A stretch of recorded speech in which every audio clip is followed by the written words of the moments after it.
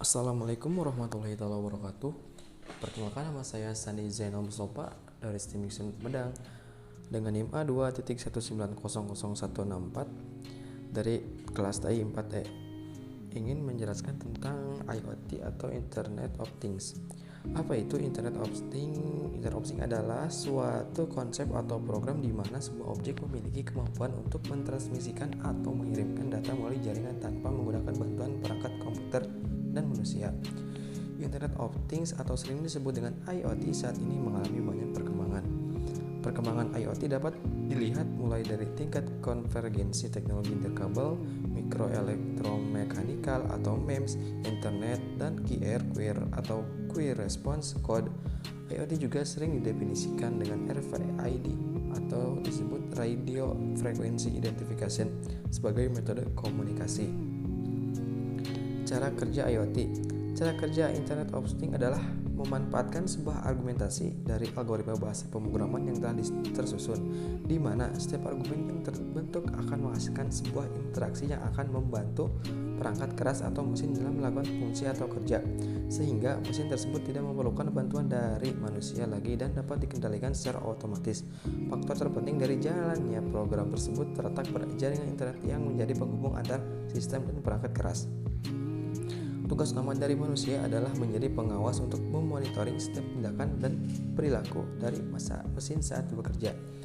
Kendala terbesar dari pengembangan Internet of Things adalah dari sisi sumber daya yang cukup mahal, serta penyusunan jaringan yang sangat kompleks.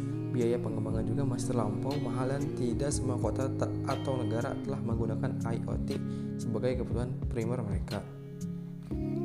Manfaat Internet of Things. Yang pertama itu memudahkan proses konektivitas. Manfaat IoT yang pertama adalah memudahkan dalam proses konektivitas antar perangkat atau mesin. Semakin koneksi antar jaringan baik, maka sistem perangkat dapat berjalan dengan lebih cepat dan fleksibel. Yang kedua itu ketercapaian efisiensi.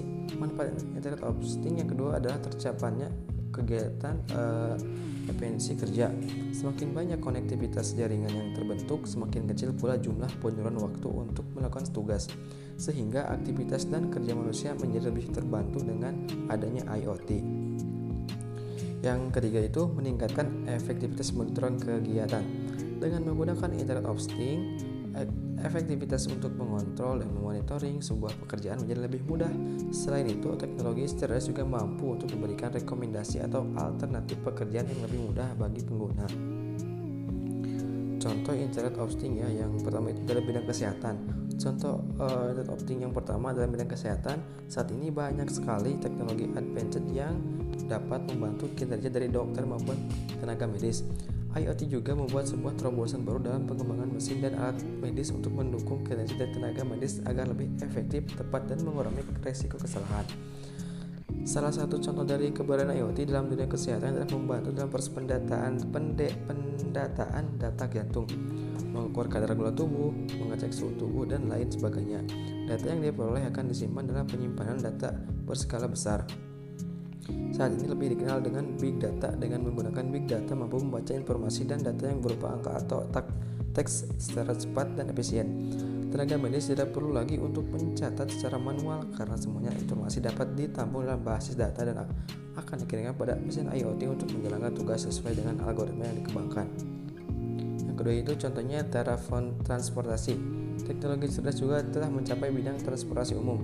Biasanya Anda selalu mengendarai sebuah mobil sendiri sesuai dengan aturan dan kemampuan berkendara yang telah Anda pelajari. Namun, apakah Anda sudah mengetahui saat ini ada penemuan baru di mana Anda dapat menjalankan mobil tanpa mengemudi sendiri?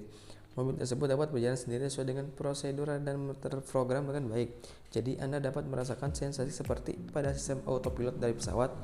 Tahap pengembangan kendaraan tersebut masih diuji cobakan di beberapa negara maju.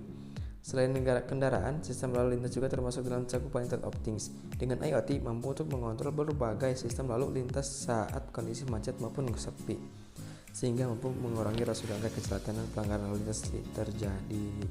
Sekian dari penjelasan saya. Mohon maaf apabila banyak kesalahan.